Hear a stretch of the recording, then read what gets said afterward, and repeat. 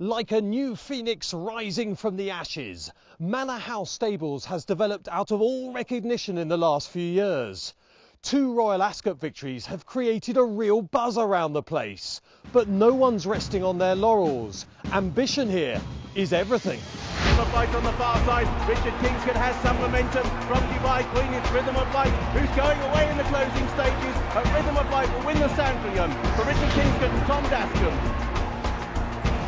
Pretty good horse, this Brown Panther. He's well away here. He's gone 6-7 lengths clear. Census is staying well into second. And it's Tom Dascombe and Richard Kingscote again. Brown Panther.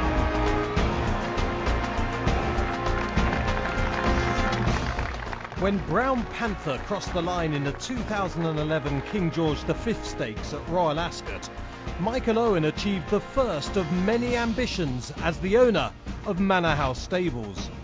For it is here that, together with Betfair co-founder Andrew Black and resident trainer Tom Dascombe, the Manchester United and former England striker aims to create the most successful flat training yard in the country. Owen's racing mission began in 2007 with the transformation of the former 158-acre dairy farm. And since then, Manor House has become one of racing's most exciting and closely followed projects. Michael, when you see what you've got now, you must have to really pinch yourself. It's an amazing setup. It is, yeah. We're obviously really pleased with what we've got here. I mean, if you look back to when we started, it was just, you know, a couple of old run-down sheds. I think they were grain stores at the time. It was an arable farm. Many years ago, it was a cattle farm, and I mean, you'd be amazed to look at what it was then to what it was now. And to be honest, I never had the vision to know what it was going to be like. It's basically just been, let's change that grain store to a set of 20 stables, and if we get successful, maybe we can get a little bit bigger and bigger and bigger, and all of a sudden in 5 years you've got something like this, which is, yeah, if you'd told me then, I'd never have believed you. So if you didn't have this sort of vision of a superpower, so to speak, a sort of Ballydor near Chester, did you have a vision that it would be something like this, i.e. you wanted state-of-the-art, you know, fantastic meeting rooms, a long runway down to the yard so that it feels sort of almost majestic-like? Is that the kind of impression you wanted to make? Well, in many ways, I mean, I wouldn't say that I started off here thinking we're going to have 20 barns and that was that.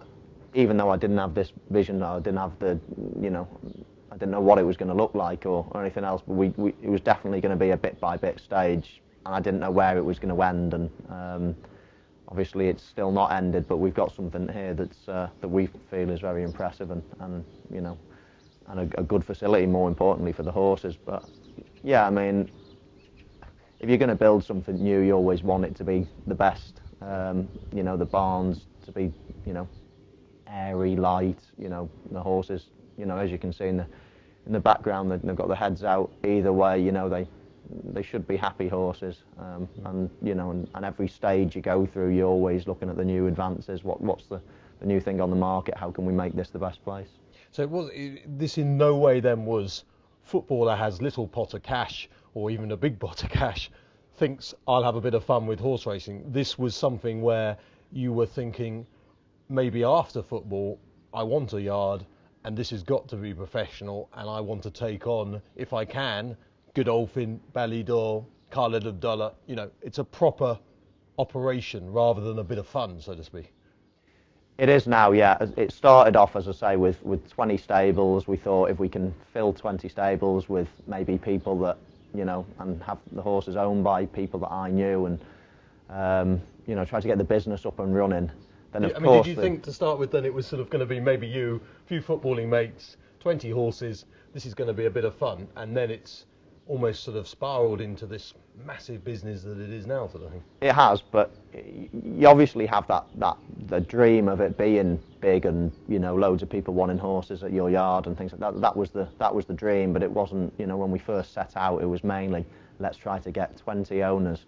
If we can make that work and we can have 1 or 2 nice horses and then get, you know, outside owners to then send the horses, then, you know, then maybe we could build to 30 or 40 and And that was the sort of the plan. Obviously, in your wildest dreams, as I say, you're going to have a place like this at the end of it.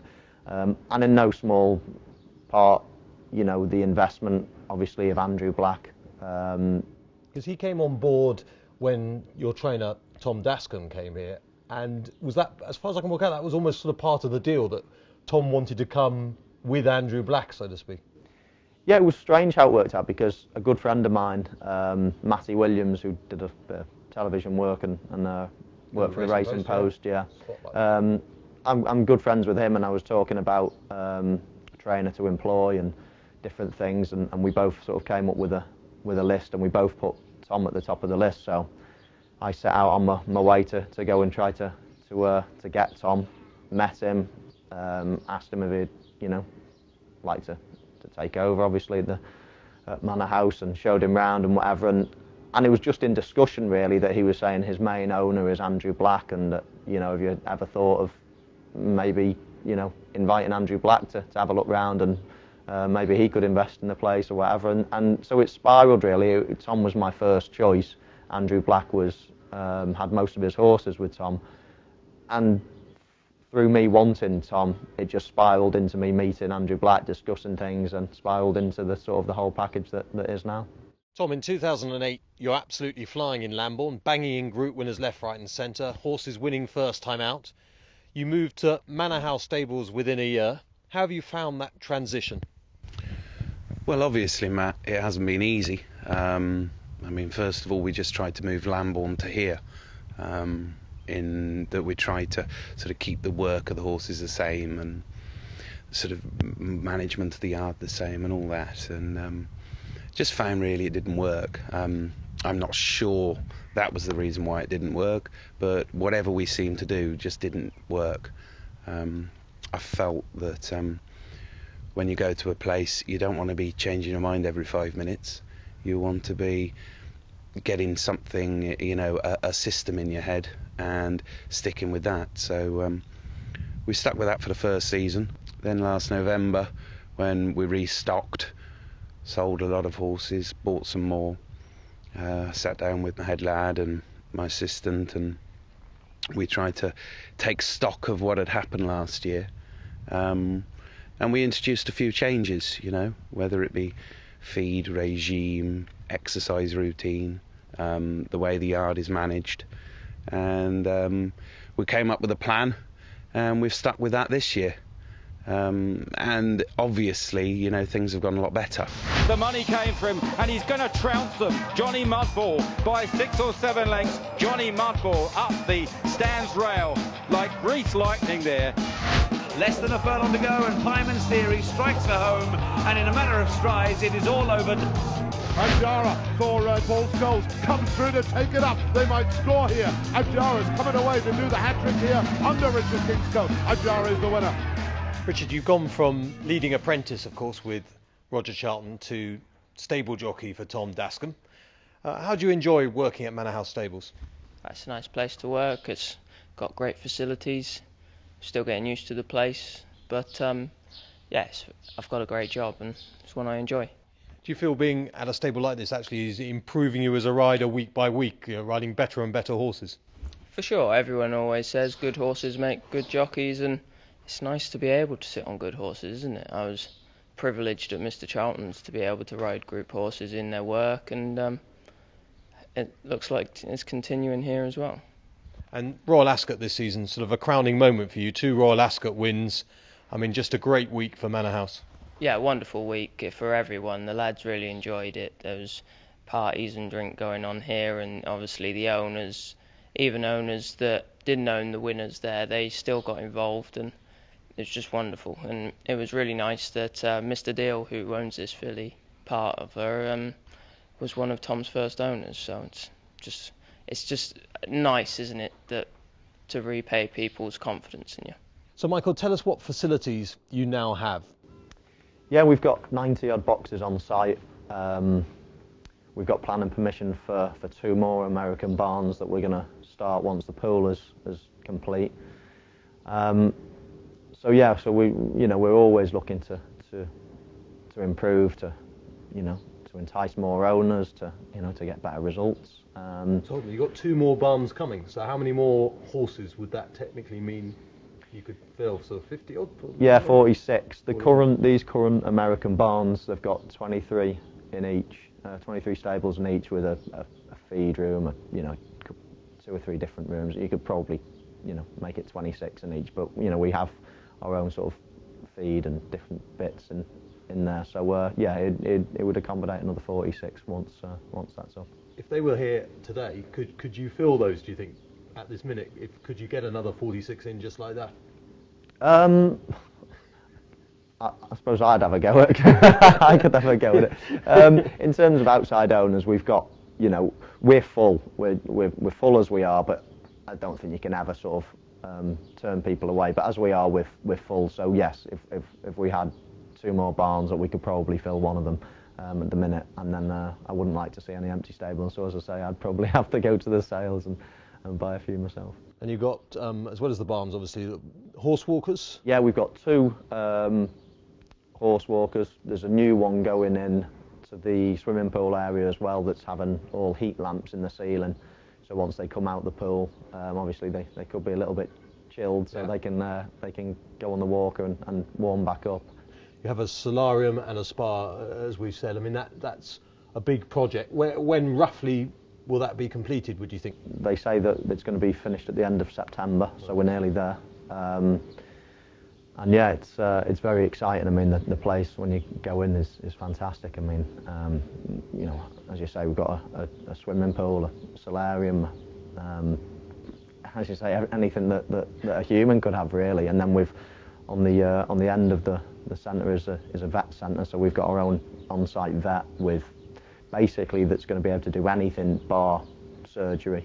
So anything that obviously needs surgery, then that'll go to a specialist place. But whether that be X-raying or anything, blood testing, it can all be done on site. And the advantage of that is obviously we've got a vet here that knows all our horses. We're not calling a vet in if we've got an injury every couple of weeks and saying have a look at this one. We actually got a vet that sees our horses on a daily basis and knows them inside out. Tom asked me to ask you specifically about one thing: vibration plates. What are they? Yeah, well, vibration plates it's again just looking at all the modern advances in what we do, and before a game, a lot of our players will be standing on these plates. You'll see them in a gym if you've ever been to one. Yeah, thanks, Michael. Just move on. And basically, I think there are trainers out there, especially in America. I think there's 1 or 2 over here as well. And basically, if you can get a horse or a human to stand on these plates, right.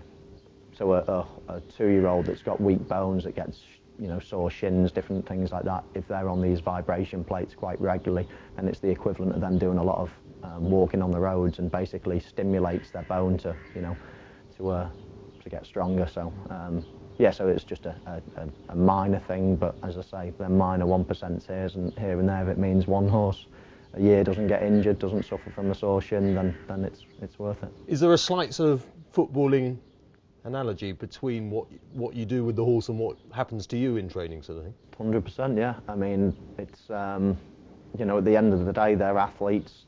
They've got muscles just like we have. They can tear, they can break, they can, you can fill them with energy. You can, they're what we are. We're all mammals, and we basically work in a similar way. So a lot of the training methods that are used, I can certainly see the relation to what we do in football. And there's certain things that we do in football that I think you could implement to horses. And without giving too many trade secrets away, which when you retire one day in the future you might bring to the racing world, but is there anything at the moment you think's done in football that should be being done in racing, or you think you might introduce? Well, there's a lot of things obviously that we've been doing for many years, and I'm not sure how long it's been in the horse racing game. Things like obviously there's cold spas, sort of ice baths, so we would jump in an ice bath after a training session or a game. I know horses do that as well now, not all, but it is out there. There's a lot of the new scientific stuff, whether that be supplementation or the monitoring of work, to get the precise amount of work not too much to injure a horse, but not not enough, so that they're not fit or not prepared to race. So heart monitoring, obviously testing the blood testing straight after they've worked, maybe to see what that what the blood then contains, how much lactic acid say has been produced in that work, so you'd be able to tell how fit the horse is, how much energy it's expending, and different things like that. So I mean, there's a lot of things that we do in football that as I said, there are people out there doing it, and it's things that we're doing, and we're looking at always improving as well. The feed angle, I think, is always quite interesting for me. I mean, anyone can look at us and see that the pristine condition that we're in, we're eating well, especially myself. But when it comes to horses, I mean, are you when you're training, playing football, are you on a diet that you're on every day? I mean, is there certain things you eat all the time to make you the footballer you are, sort of thing? Yeah, well, obviously when we're at the club, we're monitored in terms of whatever they provide, then that's what you eat. And you get told you will eat 2 lettuce leaves today and a cucumber tomorrow. No, it's not that precise, but what they'll put on a variety of things that are all designed to, and we'll get talked through. We'll have a nutritionist talking us through what's good, what's bad, what we should be doing. Obviously, only half of the time we're at the club, so the other half of the time you've got to be disciplined yourself. So that's when you can let yourself go. When you start watching. Stuffing chocolate bars. Exactly. Well, if you so wish, then I'm sure some people do. But at the bottom line is it's that competitive, just like the horse racing world. Them fine lines, them 1% here, 1% there, can build up to 4 or 5% if you're not careful, if you're not living your life well. And it's exactly the same as horses. You want to be feeding them well and feeding them regularly, maybe smaller feeds, but more often. When I came here, Andrew Black, Michael, we didn't expect to sort of, take off and fly. We said that we'd have 3 years of development and, structuring. And I think that we are on an upward curve, but that has got to continue. How much pressure is there? I mean, you're a private trainer, so to speak, for Michael Owen and Andrew and whoever else has a horse here. But is this a job that you pull your hair out at night over? Or are you quite relaxed and you're confident in? Or so confident in your own ability, it's going to work eventually, sort of thing, as it is this season? There are a lot of questions there. Listen, I mean, I'm not a private trainer for Andrew Black and Michael Owen. I mean, this is just a training yard. We train for anybody, and we want to train for anybody. When you're in Lambourne renting a yard and you've got to find 100 grand a year to pay the rent, there's a hell of a lot of pressure. The pressure is different here because obviously I put myself under an awful lot of pressure to be successful. Great scenes at Royal Ascot with Michael Owen having 2 winners, and those days must give everyone a huge lift. Yes, I mean, without doubt, of course they do. I mean, any winner's great, but I mean, I really set my stall out to have a winner at Royal Ascot. Clearly that was Brown Panther's aim since he won a Southwell Maiden last year, and the job all went right and it all fell into peace. See, Tom, this is the sign for me of a top trainer. You knew what you had. You knew Brown Panther was 100 plus and you got him on a mark of 70. That for me is everything I look for in a trainer. You knew. Well, yeah, but I mean, it helps, doesn't it? I mean, he'd worked with 5 furlong sprinters rated 106 and beaten them. He'd worked with a mile horse rated 109 and beaten it, and he was rated 73. I mean, you've got a clear idea. I still don't know how he managed to get beat at Kempton, but I think it was lack of experience, really. But the horse has matured with every run, and it's great when it comes together. You've got to look at the progress of somebody like Rhythm of Light as well. I mean, she showed a real good level of form in her first run last year at Haydock, where she beat Lexi's Hero, that's running off 98 or whatever it is. Yeah, running well. Yeah, it was